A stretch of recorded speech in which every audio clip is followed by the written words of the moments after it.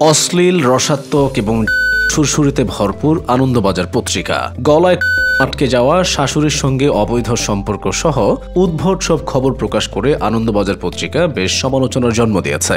2023 সালের মেতে ঢাকা উত্তর সিটির নিয়োগকৃত চিফ হিট অফিসার বুশরা আফরিনকে নিয়ে আনন্দবাজার পত্রিকা একটি ছবি যুক্ত করে সেখানে রগরগে ক্যাপশন দেয়। পরে তা পরিবর্তন করলেও ব্যাপক সমালোচনা হয়। এসবের পাশাপাশি পত্রিকাটির ভুল বানান নিয়েও সমালোচনা হয়। একবার তো বাংলাদেশি ক্রিকেটার তামিম ইকবালকে লিখেছিল তামিন ইকবাল, এছাড়া মাশরাফি মর্তুজাকে লিখেছিল মোশাররফ মোর্তাজা। অথচ একটা সময় আনন্দবাজার পত্রিকা ছিল বাংলা ও বাঙালির পত্রিকা। 1922 সালের 13 মার্চ আনন্দবাজার পত্রিকা যাত্রা শুরু করে। দোলযাত্রার দিন পত্রিকাটির আত্মপ্রকাশ ঘটেছিল। সে সময় 2 পয়সা দিয়ে আনন্দবাজার পত্রিকা কেনা যেত এবং এটি ছিল মাত্র 2 পৃষ্ঠার, এপিঠ এবং ওপিঠ। পত্রিকা ছাপা হতো 71/1 মির্জাপুর স্ট্রিটের শ্রী গৌরাঙ্গ প্রেস হতে। আনন্দবাজারের প্রথম সংখ্যাটি ছাপা হয়েছিল পুরোপুরি লাল কালিতে, যাকে ব্রিটিশ সরকারের মুখপাত্র ইংলিশম্যান এক বিপদ সংকেত বলে মনে করেছিল। পত্রিকাটি ব্রিটিশ সরকারের জন্য বহুবার বিপদের কারণ হয়েছে। প্রতিষ্ঠার পর থেকে আনন্দবাজার পত্রিকা ভারতের স্বাধীনতা অর্জনের লক্ষ্যে নির্ভীক এবং আপোষহীন মনোভাব নিয়ে এগিয়েছে। 1947 সালে দেশভাগের আগে আনন্দবাজার পত্রিকা ছিল জাতীয়তাবাদী চেতনার উৎস। এই পত্রিকার বদৌলতে ব্রিটিশ সাম্রাজ্যের ভিতে কাঁপন ধরেছিল। 1922 থেকে 1947 সাল পর্যন্ত প্রথম 25 বছরেই পত্রিকাটি মোট 19 বার ব্রিটিশ সরকারের তোপের মুখে পড়ে। এছাড়া স্বাধীন ভারতেও একাধিক শাসন বারবার পত্রিকাটির কণ্ঠ রোধ করার চেষ্টা করে ব্যর্থ হয়েছিল। ফলে আনন্দবাজার হয়ে উঠেছিল বাংলার মুখপাত্র। 1930 সালের 13 মার্চ আনন্দবাজার 2 থেকে 4 পৃষ্ঠার করা হয়। দাম ছিল 1 আনা। আনন্দবাজারের প্রথম সাদা কালো ছবি ছাপা হয় 1938 সালে।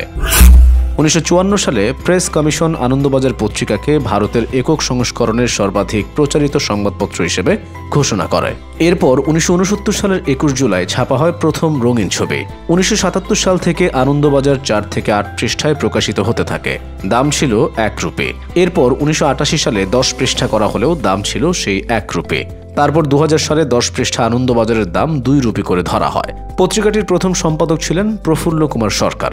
তিনি 1922 সালের 1 জুন থেকে 1923 সালের 6 অক্টোবর পর্যন্ত পত্রিকাটির সম্পাদক ছিলেন। তারপর সম্পাদকের দায়িত্ব নেন সত্যেন্দ্রনাথ মজুমদার। পত্রিকাটির দ্বিতীয় সম্পাদক হিসেবে তিনি প্রায় 7 বছর কাজ করেন।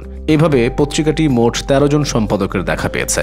আনন্দবাজারের বর্তমান সম্পাদক ঈশানী দত্ত রায়। তিনি পত্রিকাটির প্রথম নারী সম্পাদক হিসেবে 2020 সালের জুন থেকে দায়িত্ব পালন করছেন। আনন্দবাজার তার সুদীর্ঘ চলার পথে বহু লেখক বানিয়েছে, সাংবাদিক তৈরি করেছে।